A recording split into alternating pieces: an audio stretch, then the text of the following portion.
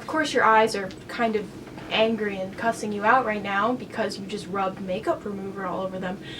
But that's perfectly normal. A moment you'll never remember, and a night you'll never forget. To be Panic at the Disco truly, you have to not really decide what your personality is. So we're going to start by taking on the personality of their first album, A Fever You Can't Sweat Out. You have to start by imagining you are a true 2005 emo, search deep into your soul for blackness, and voila! You're part of the way there. Now remember, this is not only an emo album, this is also a weird electro dance album, so you have to wear all of your neon accessories.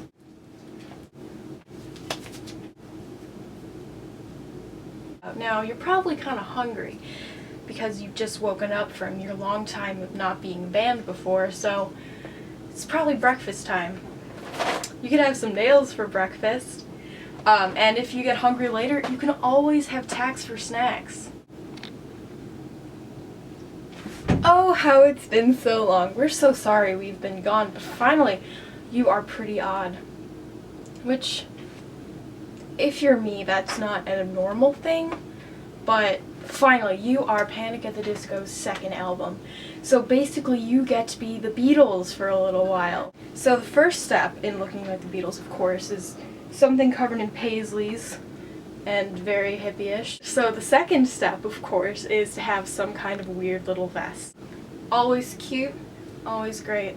If you have any kind of like oceanic themed accessory, just remember when you put it on, to put it on in front of you so that you can be behind the sea.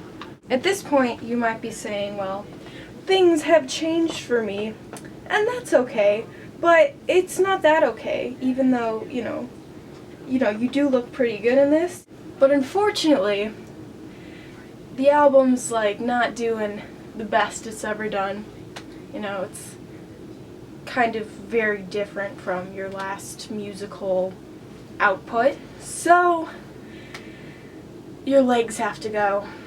Now, to symbolically represent John Walker and Ryan Ross leaving the band, you're gonna have to make some sacrifices, but if you are a true PATD fan, this is just like reenacting the crucifixion or something, okay?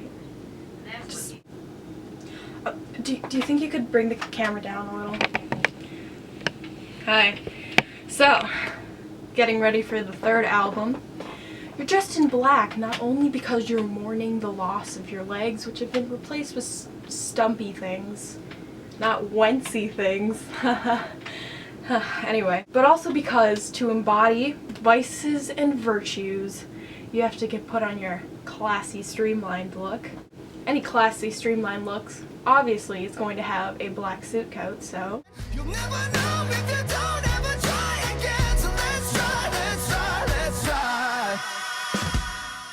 now at the moment, you're looking pretty snazzy, a little mainstream, which is new for you because you've gone from like emo electro-punk to hippie music and now you're pop music.